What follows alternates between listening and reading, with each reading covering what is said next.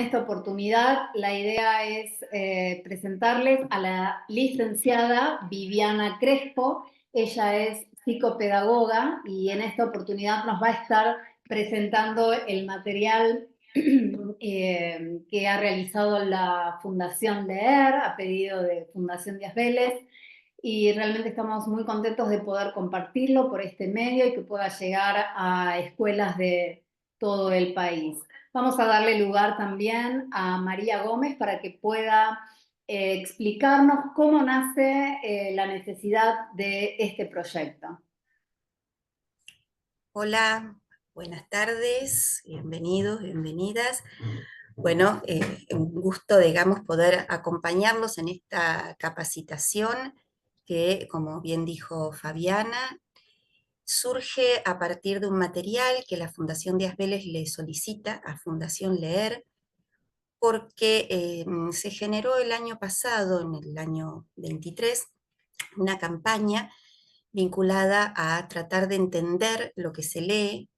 Se llamó Que entiendan lo que leen, justamente a partir de una serie de pruebas y diagnósticos que se llevaron adelante, vinculados especialmente con el primer ciclo de la educación primaria, en las cuales, bueno, se sacó como conclusión que había algunas dificultades para llegar con una buena comprensión de lectoescritura hacia el final de ese primer ciclo. Fundación Díaz Vélez se sumó a esta campaña y en colaboración con la Fundación Leer hemos propuesto el desarrollo de unos materiales didácticos especialmente dirigidos a primer ciclo y vinculados con todo lo que tiene que ver con el desarrollo de la lectoescritura a partir de cuentos, a partir de literatura adaptada a los niños y niñas de primero, segundo, tercer grado, y la posibilidad de utilizar esa literatura, esos cuentos, esa magia que nos puede dar los cuentos, para poder afianzar la práctica docente, la transposición didáctica, el manejo de aula, a partir de determinadas ejercitaciones y prácticas, con el objetivo de que los chicos y chicas disfruten de la lectura y vayan incorporando vocabulario, comprensión, y al mismo tiempo facilitarle la tarea a los profes, los maestros, las maestras, de darles un material que inicialmente puede ser utilizado tal como se presenta, tal como lo diseñó Fundación Leer, pero también está pensado para que sirva de modelo para las prácticas docentes de cada uno en su propia aula y en las condiciones particulares que tiene. Así que bueno, esa es la intención de esta capacitación, darles estas herramientas, esperar que la aprovechen, la disfruten. El material está en este momento en el chat, también la pueden encontrar si ingresan a la página de Fundación Díaz Vélez, www.fundaciondiazvelez.org, en la parte de recursos didácticos, recursos disciplinares, con el título de Literatura y Alfabetización. Y ahora los dejo con la licenciada Viviana Crespo, que nos va a comentar cómo aprovechar y capacitarnos en el uso de estos materiales. Muchas gracias, bienvenida Vivi.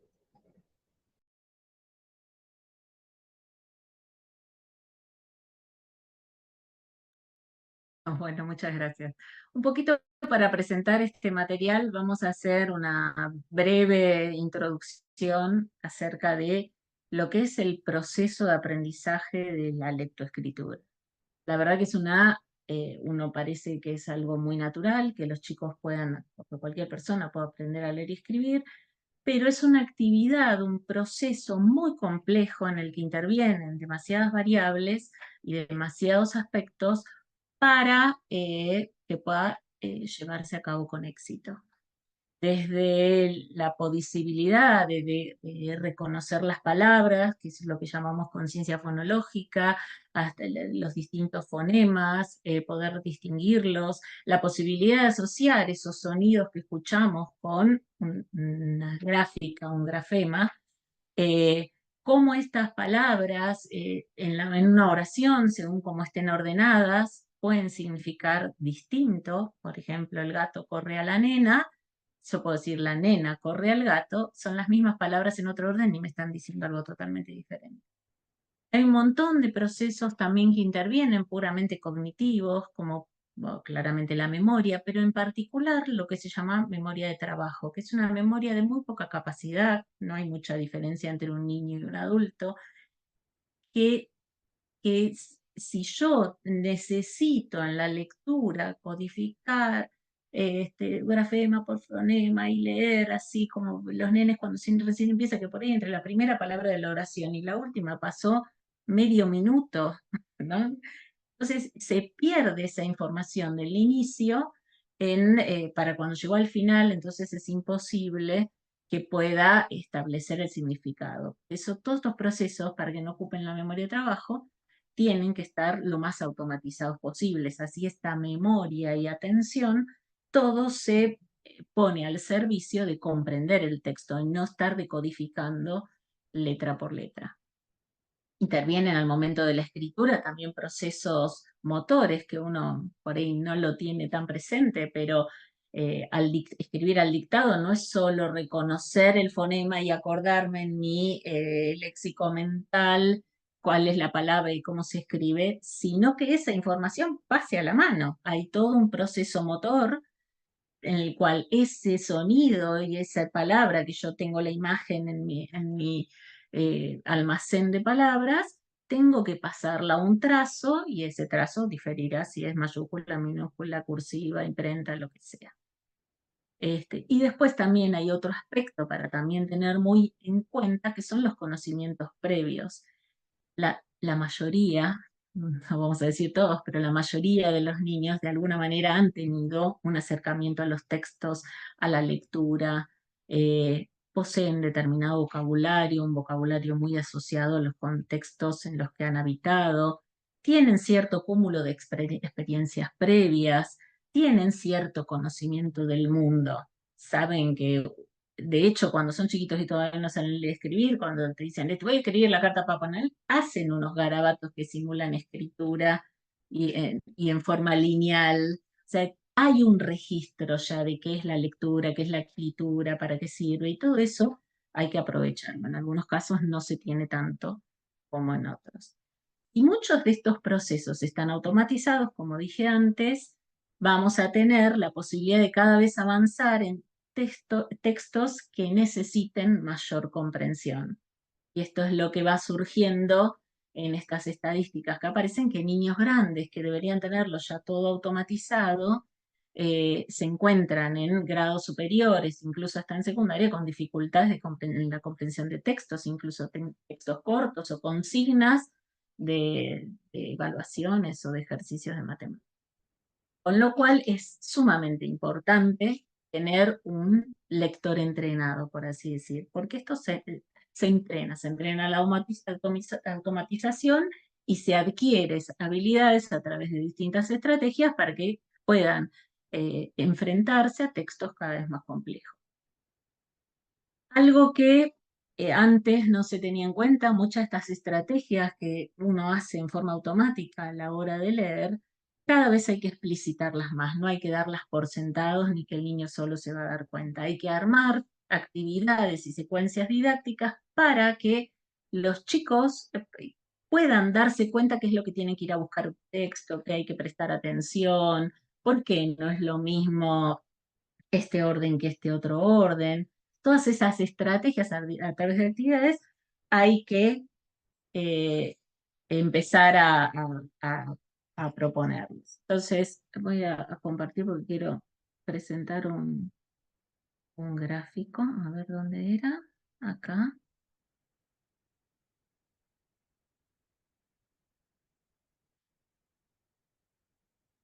Ahí estamos, ¿no?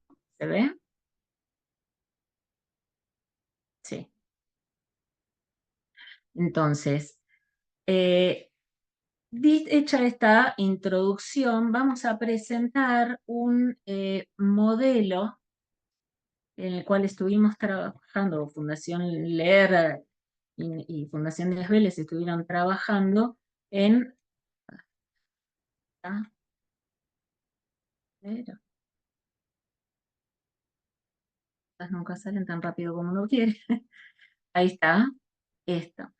Acá están, más o menos en este dibujo, ese modelo que se llama de las dos cuerdas, graficado todas las habilidades que se necesitan a la hora de leer, ¿no? Una lectura hábil tiene que presentar o tener entrenadas, digamos, estas dos patas, la pata de la comprensión del lenguaje, con todo esto que yo les estuve refiriendo recién, el conocimiento que traen previo, cómo se estructura el lenguaje, y también todo el tema de el reconocimiento de palabras, conciencia fonológica y demás. Todo esto del reconocimiento de las palabras es lo que necesita que cada vez sea más reforzado para automatizarse. O sea, tienen que estar las actividades pensadas siempre para que esto se vuelva automático. Aburrida la actividad del dictado y la verdad poco creativa, pero un poco apunta a esto, a automatizar la escritura o la lectura, insistir en la lectura, automatizarla de alguna manera, pero eso no es suficiente, hay que acompañarlo de un montón de otros aspectos para que esta lectura en la que se incluye no solo la lectura, sino la comprensión de lo que leo, sea efectiva. Entonces, en este documento que se está presentando acá, se proponen, em, se proponen distintos pasos para preparar una secuencia didáctica. Después vamos a ver algunos de los ejemplos, pero la idea de armar una secuencia didáctica es pensarlo siempre desde lo macro, desde el texto, hacia lo más chiquitito que es la palabra. Entonces, en primer lugar, vamos a seleccionar el texto, ¿sí? Vamos a tener que pensar en qué texto vamos a elegir. Hay que ofrecer muchos textos y de distinto estilo, de distinto tipo. Hay textos más cortos, hay textos más largos. Eso no habla de si son sencillos o si son más desafiantes. Eso lo vamos a ir equilibrando en una secuencia progresiva de acuerdo a la edad y de acuerdo al nivel de polarización. Hay textos que tenemos que explicitarlo, pero pensarlo que los textos son para determinados propósitos, hay distintos géneros, son para usos diferentes, ¿sí? Entonces ahí primero es elegir el texto, seleccionar qué es lo que quiero trabajar en ese texto. El segundo paso para armar la secuencia es pensar los desafíos que nos propone este texto y pensar las intervenciones.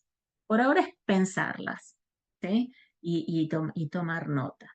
Bueno, claramente hay que arrancar por los conocimientos previos. Si el cuento va a hablar, no sé, de la selva y los chicos no tienen ni idea de lo que es una selva, les va a ser más difícil acceder a la comprensión. Entonces yo tengo que hacer una evaluación previa y ofrecerles la información para que se facilite la comprensión y también sea mucho más motivador.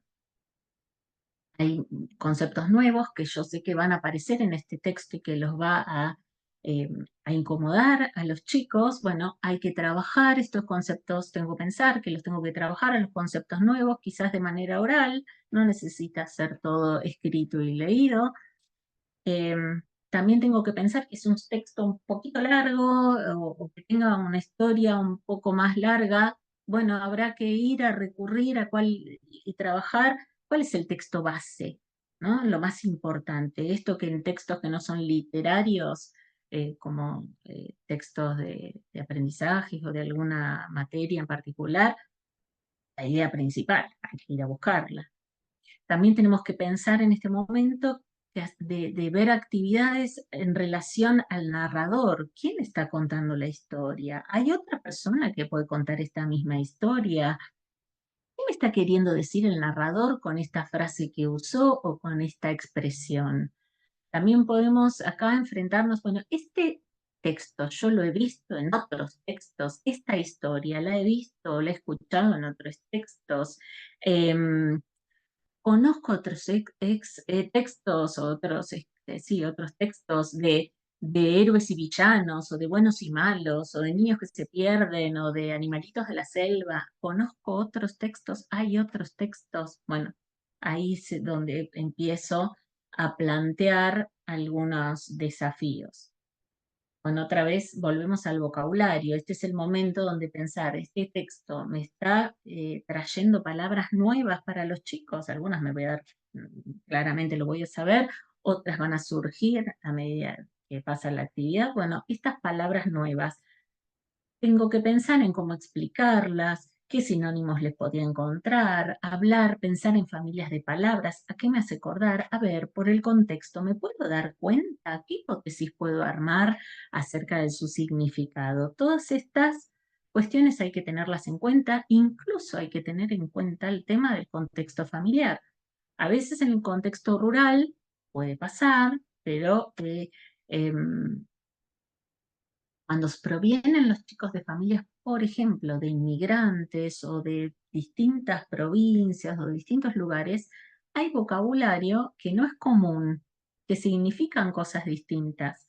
Entonces, eso también hay que tenerlo en cuenta para poder amplificar todo este almacén de palabras, hacerlo crecer lo más posible, este léxico mental, para que de a poquito haya más recursos para mejorar la lectoescritura. También este es el momento de tomar oraciones o párrafos breves y de pensar, a ver, ¿cómo está construido? Y si yo le cambio el orden, ¿y cómo podríamos decirlo de otra manera? También es el momento de empezar, bueno, hay información que falta en el texto y que no me la dicen, porque no es necesario a veces dar toda la información porque se sobreentiende. Entonces, pero yo tengo que hacer inferencias, entonces hay que ver si hay alguna cuestión que hay que inferir, alguna conclusión que hay que sacar, ver si en el texto se ha usado alguna metáfora para poder explicar algo. De hecho, que muchas veces se usan las fábulas y las fábulas tienen sus moralejas con las cuales hay que también trabajar y ver cómo se arman, qué significan, ¿no? Empezar a asociarlas.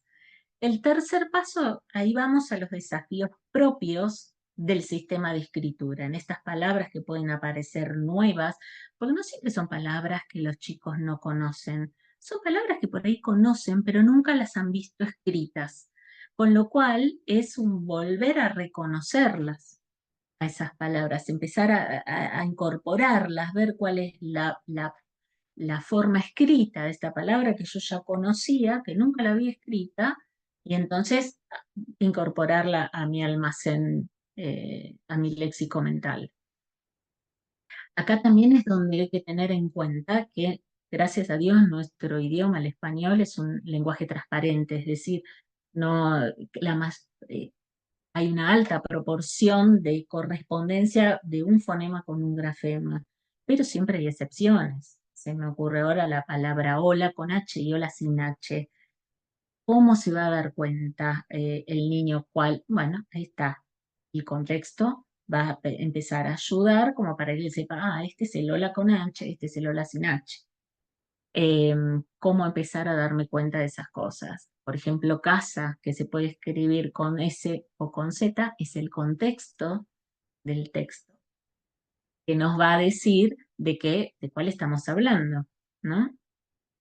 Y así vamos a encontrar a nivel de letra, de conciencia fonológica, de esta correspondencia de grafema-fonema, vamos a encontrar algunas dificultades también en el texto y las vamos a explicitar y las vamos a pensar una actividad específica para eso. Y ya recién, cuando ya tengo todos estos análisis hechos del texto, recién vamos a armar la secuencia didáctica. ¿Cómo se arma esta secuencia? Justamente en este orden. Presento el texto, trabajo lo global del texto, el significado del texto en general, la historia, los personajes, después pongo actividades acerca de las oraciones, que se quiso decir, que no, el orden de las palabras, si hay alguna palabra que desconozco, vocabulario nuevo, y por último, si hay alguna palabrita más complicada o algo, bueno, pongo actividades más atendidas al sistema de escritura en particular. Sí vamos a armar la secuencia didáctica. Claramente, Esto tiene muchísima diferencia respecto de un primer grado que de un tercer grado. Ya cada vez hay menos de lo fonológico para poner, pero siempre aparece alguna palabra, ¿no? En este sentido, vamos a ver algunos de los ejemplos como para... es el primer cuento que nos presentan, que es el de los tres chanchitos, este documento, ¿no? Que es el que estamos presentando hoy, es el de los tres chanchitos para primer grado. Entonces vemos cómo cómo está preparada la secuencia didáctica. Primero presenta el texto, ¿sí? Claramente vemos que el texto está en mayúsculas, que es algo muy útil para estos primeros años, pero bueno, es algo más para tener en cuenta. No es un texto corto en el sentido de la cantidad, sí es corto, pero digamos la cantidad de páginas, pero como lo va a leer, probablemente lo lea el docente, porque todavía en primer grado, salvo que sea hacia fines de primer grado, los chicos solos no van a poder leerlo. Pero bueno, es un texto sencillo y no tan largo, no tan corto. Van a ver que para el segundo grado es más corto y sin embargo tiene mayor dificultad que este. Entonces empiezan a trabajar, van extrayendo párrafos del cuento y ver qué significan. Por ejemplo, acá, ¿qué me quiere decir con el corazón del bosque?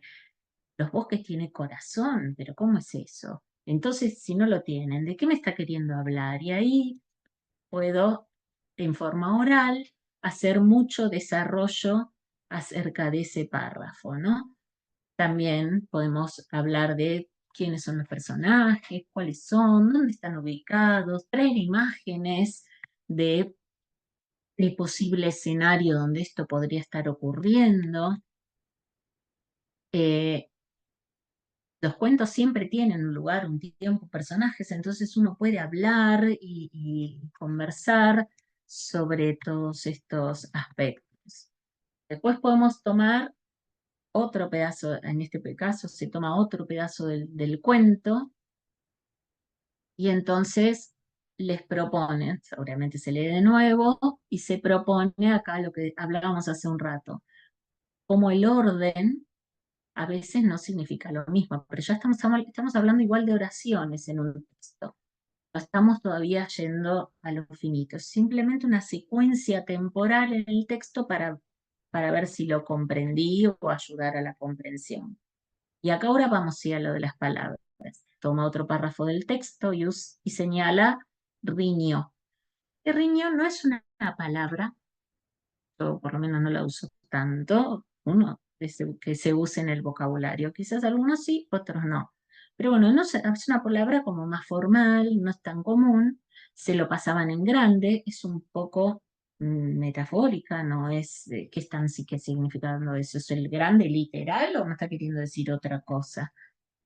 Y entonces empiezo a trabajar con eso, cómo reemplazarías con sinónimos de la palabra riñó, si a veces es parecida como riñón sirve o no tiene nada que ver. ¿Y por qué reto sirve más que hablo? Riñón es otra cosa, ¿no? Entonces ahí puedo empezar con este juego a ver con qué palabras se pueden reemplazar y no, que no todas significan lo mismo. Acá lo mismo, hay otro pedazo del texto donde habla de refugiarse, con el lobo pegado a sus talones. ¿Lo tiene realmente pegado sus talones al lobo? ¿O me está queriendo decir otra cosa? Y entonces ahí tenemos otra vez qué es un refugio, qué significa la palabra refugiarse, por qué otra palabra la podríamos reemplazar, ¿no? ¿Qué significa esto casi pegado a los telones? ¿Lo tiene pegado o me está queriendo decir otra cosa? ¿No? Vamos ahí y les podemos dar opciones, lo podemos conversar. Acuérdense que si estamos hablando de primer grado, todo este texto es del maestro, no es la actividad propia para dársela a los chicos. Volvemos otra vez. Colarse por la chimenea, comilón.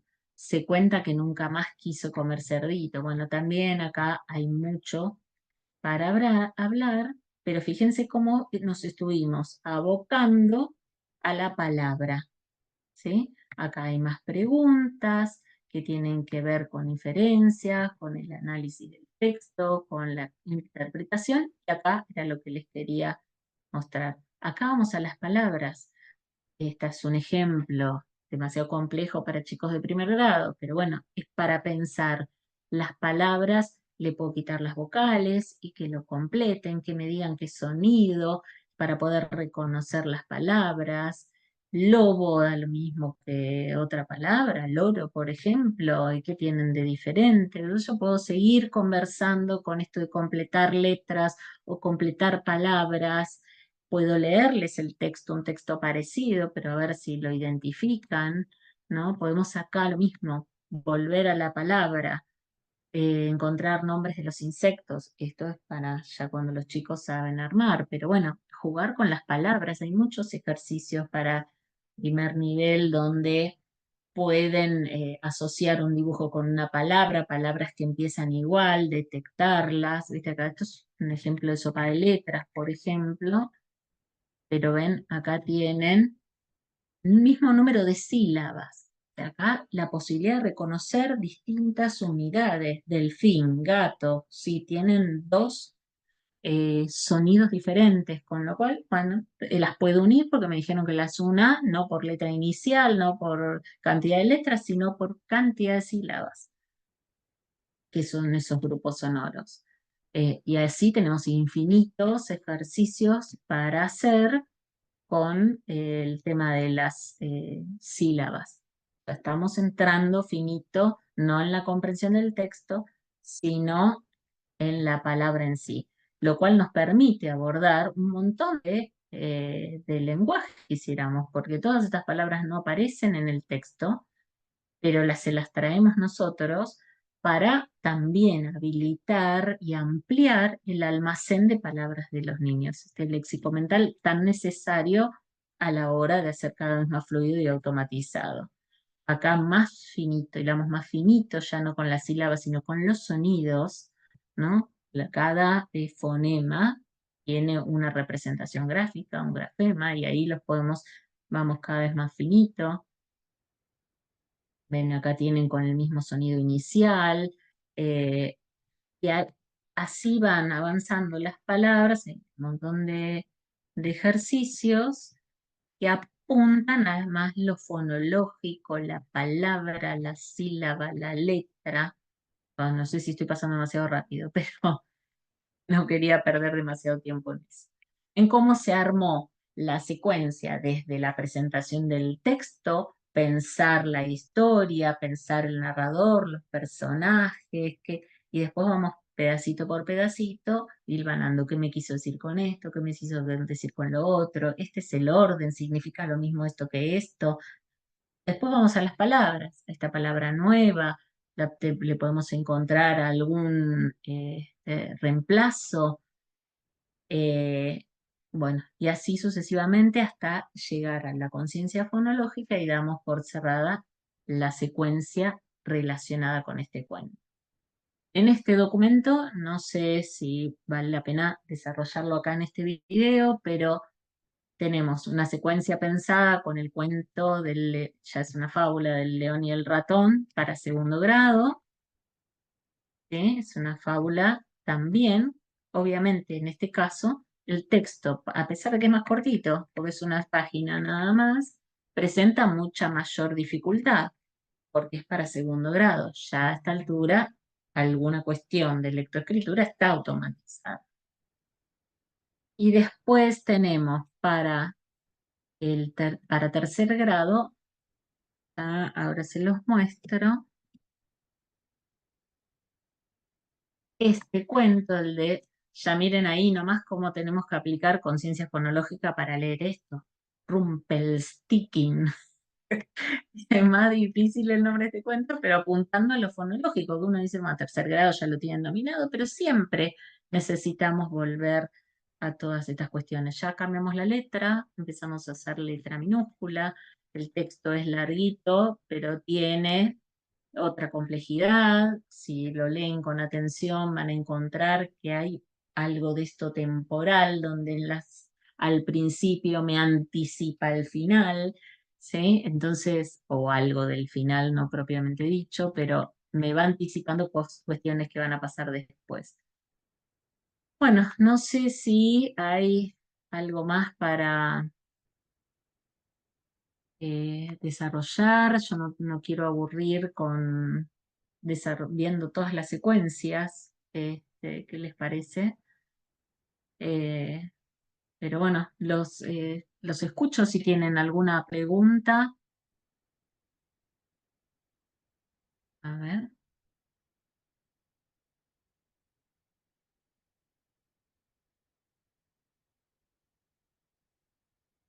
No sé si tienen alguna pregunta, abren los micrófonos y... Sí, muy claro todo lo que has comentado.